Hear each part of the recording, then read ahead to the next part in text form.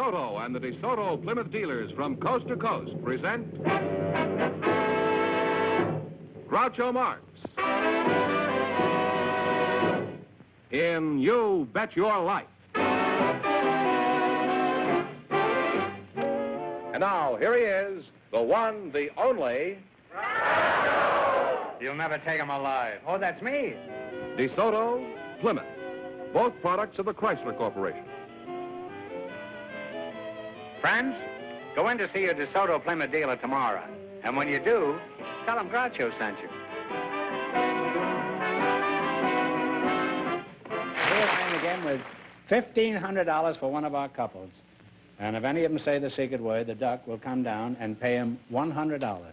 The word tonight is voice, V-O-I-C-E. George, fire away.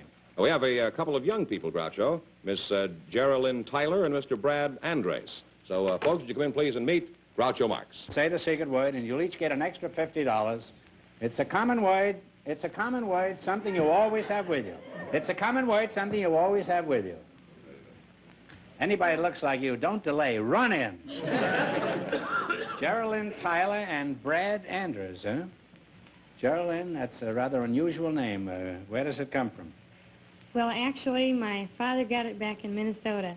Your father's name is Geraldine? No, my father's name is Gerald. Oh, and you're Brad Andres? That's Is that right. the way you pronounce it? Andres, yes. Look at those dimples. Can you imagine if a girl had that? Huh? Where were you born, Brad? I was born in Stockton, California. Stockton, huh?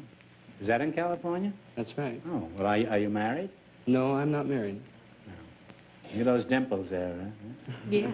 How about you? Are you married, Jerry? No, I'm not. No. You're a very pretty girl, Jerry. Has anybody ever told you that before? Well, on occasion, I guess. Mm-hmm. Who told you? Well, I don't know. Well, I mean, what was the occasion? Under what conditions were you told you were a very pretty girl? Well, Was it a quiet moonlight night, an orchestra softly playing in the distance? well, on different occasions, I guess out on dates. Jerry, why don't you just tell me to mind my own business? In that case, the show would be over, I'd get bounced, and on Monday morning, you'd find me in front of the bank with a tin cup in my hand. You wouldn't want that to happen, would you? No. Well, then answer my question. All right. Get back to you in a minute. Now, Brad, let's find out a few facts about you. Where were you born? I was born in Stockton, California. Well, what do you do for a living? Anything that we can talk about? Well, I'm a professional motorcycle racer. Oh. How old are you, Brad? I'm 20 years old. 20. Well, that's a nice age for a motorcycle racer. Have you won any major motorcycle races, Brad? Well, I've won my share. Well, that's kind of ambiguous. I mean, do you hold any titles? Well, I hold titles in a number of states, and I'm also Grand National Champion in the United States. You're the Grand National Champion of the United States. Well, Yes. Congratulations. Thank you.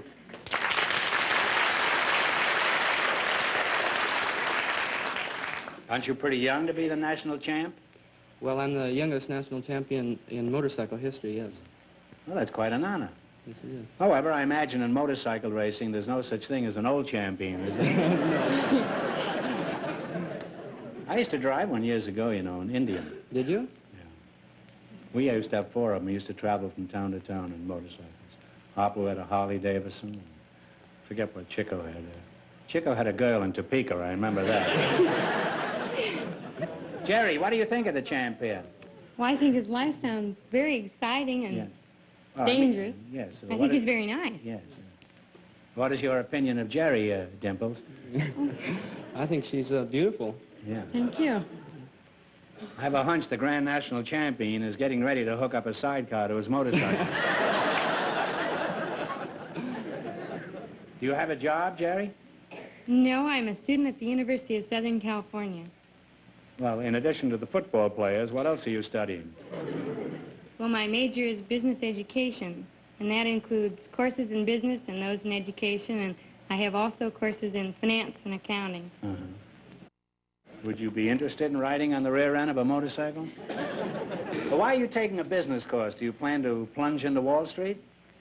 Well, no, not necessarily. Actually, I don't really plan to go into business. I think that it would probably help me a lot after I get married in budgeting and such. You expect to stick to a budget if you get married? This is unheard of. Obviously, you've never been married. No. Jerry, I'm curious. Say you married a nice young fellow with a fairly good job. He had dimples, and his income was around $100 a week, and he was a fugitive from Stockton. Now, how would you budget that? Well, I never really figured out a budget. Did you want me to do it now? Well, if you could do it quickly and, you know, just touch the high spots. Well, to begin with, I guess I'd put about 25% into rent. Into rent. And- That's $25. And about 25% into food. That's $50. And about 10% into miscellaneous expenses. It's like diapers, you mean? And That's $60. 5% into doctors and dentist bills. And, Oh, are you living in a dream world? and about 15% for clothes. And about That's 15% for Well, he just hopped on his motorcycle and left, huh? Jerry, I predict you're going to make some man a very good, normal wife. Thank you. So far, you've successfully budgeted 125% of his income. And it means you'll get along fine. Thank That is, you. if he hocks his motorcycle. Now, let's get down to the serious business and play You Bet Your Life. Remember, we start you off with $100. If you miss a question, you lose half your bankroll. You selected small towns and cities of the United States. Now, I'm going to list 6 cities and towns, all in the same state, and you tell me in what state they are located. And remember, the more the question is worth, the harder it is. What do you want to start with? Okay. How much? About 50. 50. Here are the towns and cities. Duckwater, Virginia City, Tonopah, I guess that's the way you pronounce it. Searchlight, Mizpah, and Goldfield. You tell me the state. Do you recognize him? No. Virginia City. Goldfield, Mizpah, Searchlight, Tonopah, Virginia City, and Duckwater. The only guess would be Virginia. I don't know. Well, it's not a very good guess. You're quite a ways. It's Nevada. Oh. Well, you still have $50. Now what are you going to go for? 60? Yeah, 60. 60. I hope you get it. Here are the towns and cities. Barnstable, Lowell, Peabody, Ipswich, Tainer's Falls, and Chicopee. You tell me the state. Barnstable, Lowell, Peabody, Ipswich, Tainer Falls, and Chicopee. None of them sound familiar. Where did you go on your motorcycle? Didn't you ever leave Sacramento? Take a guess. You guess. Oh, Minnesota. No, it's Massachusetts. Oh. Now, you're rapidly getting down to nothing. Now you have how much? 25. $25. Now what do you want to go for? Maybe we better pick an easier one. Easy one? 40? Here are the towns and cities. Globe, Prescott, Bisbee, Flagstaff, Safford, and Clifton. What is the state? Arizona. Arizona is right. Don't go any further. You now have $65. Thank you. At least you're going to one. Now what? Now what? 70? 30? 100? 10? 70. 70. Here are the towns and cities. You tell me what state they're in. Fort Myers, Live Oak, Green Cove Springs, Fort Lauderdale, DeLand, and St. Augustine. Oh, Florida. That's right, Florida. That's right. It's Florida. And you wind up with $135.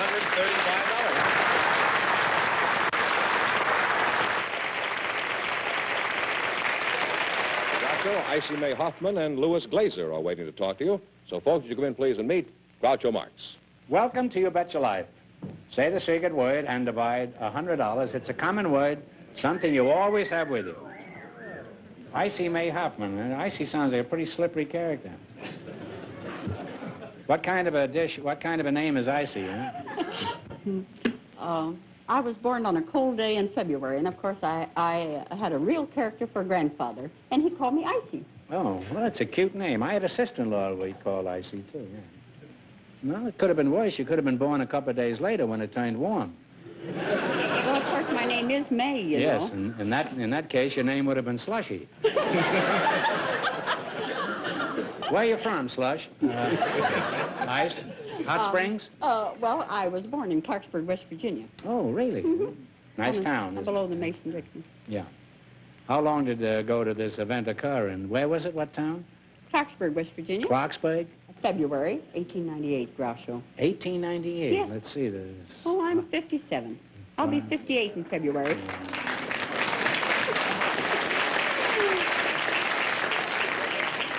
57, huh? Something wrong with your speedometer. You don't look a day over 35. Oh, I'm glad of that. How do you account for this youthful appearance? Well, Groucho, you know, I tell you, Groucho, what you can do, you know, you can put a nice fresh paint job on a car, Yeah. but you know what gives it away? The lines. So I'm trying to hold that line.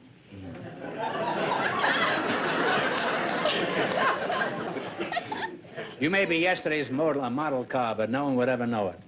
Well, When you thank walked you. out here, I said to I like myself, my- now, there's a late model with a brand-new push-button transmission. Oh, I love that. You think automatic, too? Oh. Yes. And who are you again? I'm Lou Glazer. Lou Glazer, huh?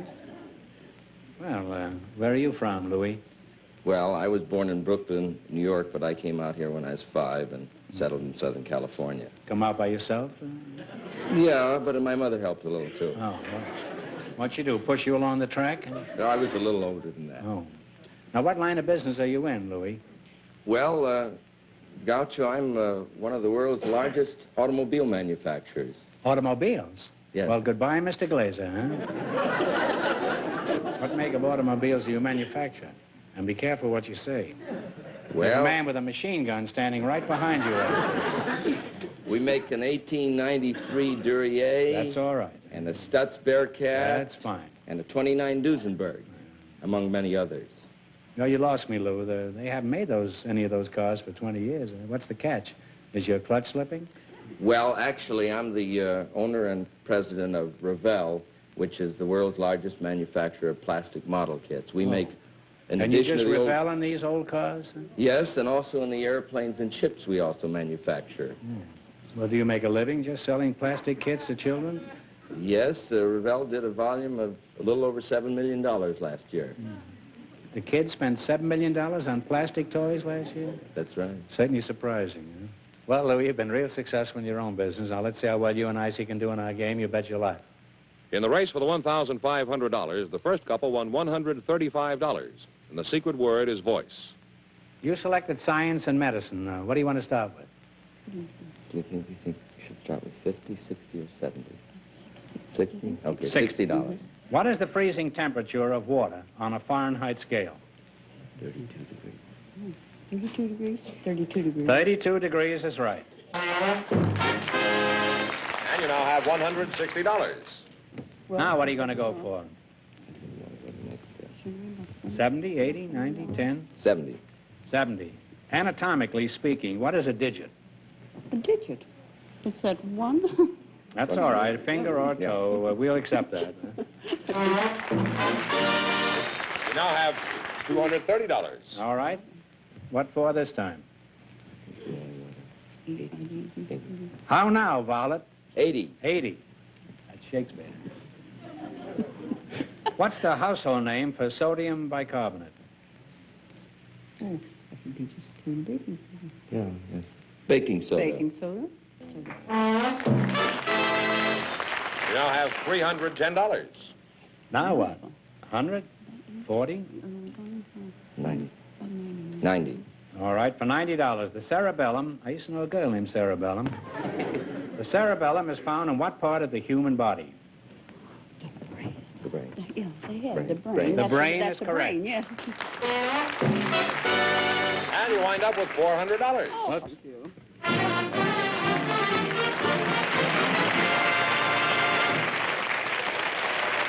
Doctor, we have a salesman for you now, Mr. Sam Whitman. His partner is a special guest, Miss Fifi Dorsey. So, folks, you come in, please, and meet Groucho Marx. Welcome.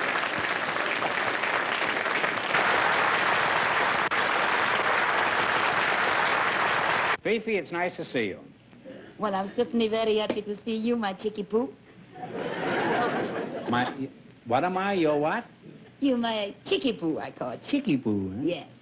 That's an endearing term, you Well, know. I should hope so, huh? You're my favorite French actress, Fifi. I'll never forget that picture you made with Will Rogers. What was it, Paris? Paris in the spring? Oh, no, it was called They Had to See Paris. Oh, it was a wonderful picture. You got the greatest French accent I've ever heard, Fifi. What part of Paris were you born in, Fifi? Lala, I'm very happy You were asked. born in Lala? No. No. I have never seen Paris. You've never been to Paris? No? I knew all along that was a Swedish accent. La. Well, where are you from, Fief? I'll just call you Fief, huh? Okay, We call get me. familiar very quickly around here. Well- Are you from Piccadilly? Oh, no. Did no. you ever Piccadilly when you were over in France? Well, I was never in France and I Oh. never Piccadilly. Oh. I come from Montreal, Canada. Oh, I remember that old song, I'm a Dreamer, Montreal. You remember that song? Are you married, Fief? Well, not at the present time. No. I'm in circulation. Oh. Well, are you interested in matrimony? Well, I certainly am, Groucho. I certainly am. What kind of a man would you be interested in? Well, I would like to have a man that has the combination of American and French qualities. You mean French charm and American cash? Is it? Oh, well, that's an idea. Good combination. Yeah, very good combination. Well, Fifi, you practice your French accent while I talk to your partner over here. Your name is Sam Whitman? That's right. I've been standing here so long, I almost forgot whether I had a voice or not.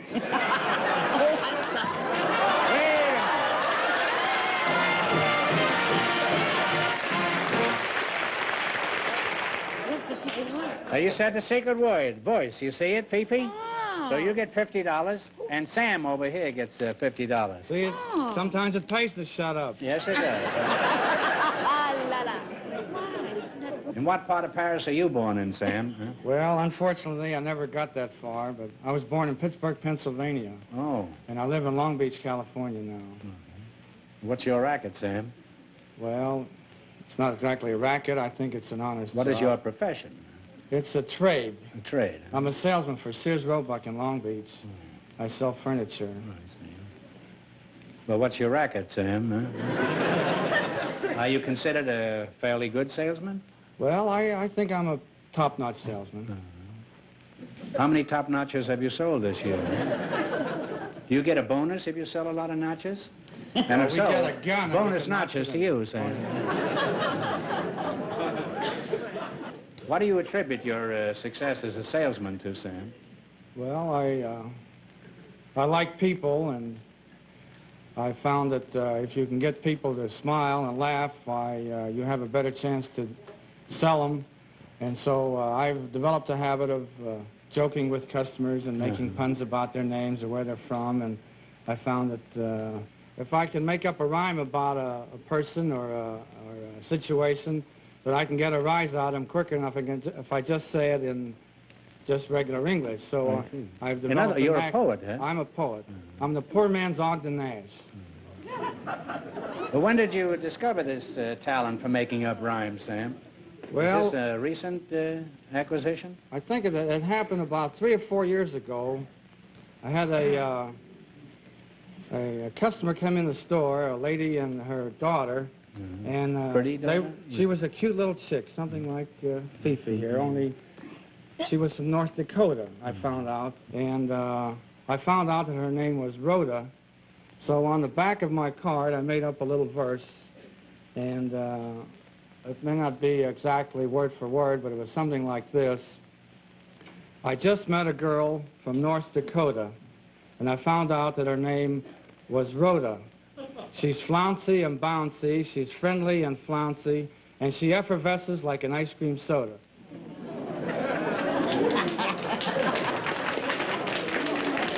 And so I've continued doing that. You certainly have a flair for poetry, Sam.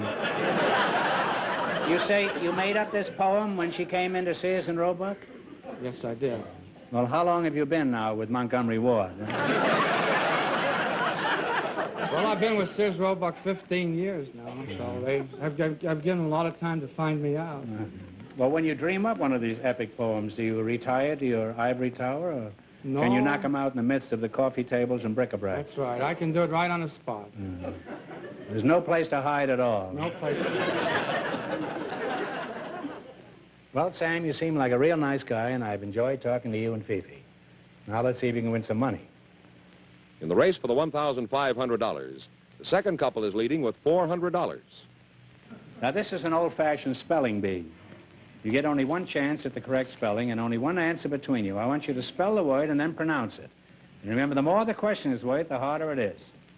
Now, you can start with 10 all the way to 100. Well, Fifi said she used to be a stenographer for a lawyer, and I'm pretty good at words, so I think we ought to do pretty well. We'll start with $100. $100? Well, spell the word Renaissance, meaning rebirth or renewal. Renaissance.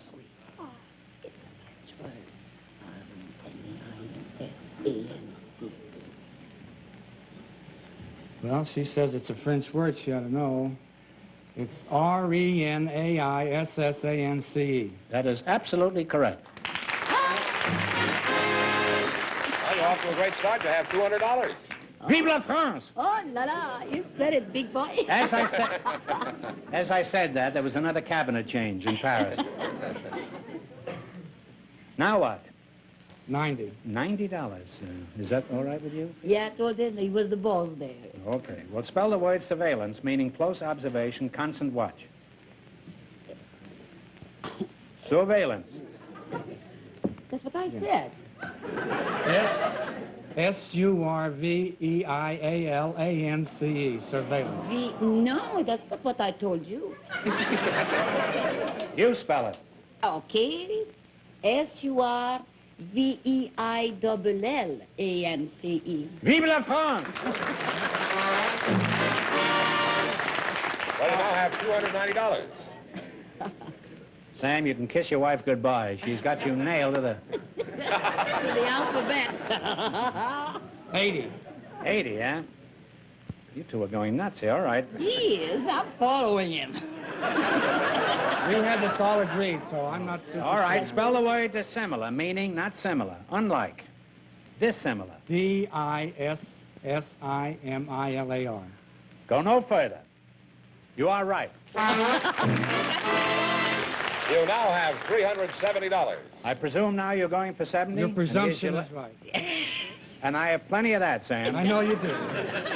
All right, for $70, spell the word irrefutable, meaning unquestionable, incapable of error or falsehood. I-R-R-E-F-U-T-A-B-L-E. Go no further. Vive la France! Give him a big kiss. Give him a big kiss. Wind up with $440. Oh, brother. There goes Sears Roebuck, Montgomery Ward, everything. Huh? We'll mail anybody. Thank you, Thank you, Fifi.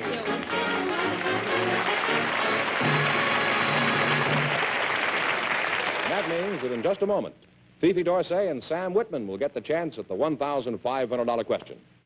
All right, George, bring out Sam Whitman and Fifi Dorsey and see if they can win $1,500. Are you ready? Well, here's the question. One of the best-known horses in literature was a sorry-looking nag named Rosinante. For $1,500, who is the equally ridiculous-looking owner of this equine bag of bones? Talk it over.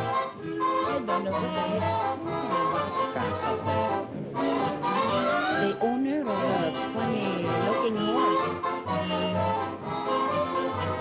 You see? No. I give I up. haven't got the slightest idea. Oh, No, well, it's Don Quixote. When I was a lad, I used to call her Don Quixquaxty. So that means the big question next week will be worth $2,000. Well, they lost the big money. How much they win in the quiz? All the way, $440. And the quiz. secret word? Yes, the bird came down, too. Well, congratulations. And thanks to all of our contestants on the show tonight. Remember, your DeSoto dealer sells two great cars. The outstanding 170-horsepower DeSoto Fire Dome V8 and the beautiful 54 Plymouth. America's best buy low-price car. DeSoto, Plymouth, both products of the Chrysler Corporation. Friends, go in to see your DeSoto Plymouth dealer tomorrow. And when you do, tell him Groucho sent you. Be sure to tune in next week, same time, same station, for Groucho Marx in You Bet Your Life. Brought to you by your DeSoto Plymouth dealer. And don't forget to listen to You Bet Your Life every Wednesday night on radio.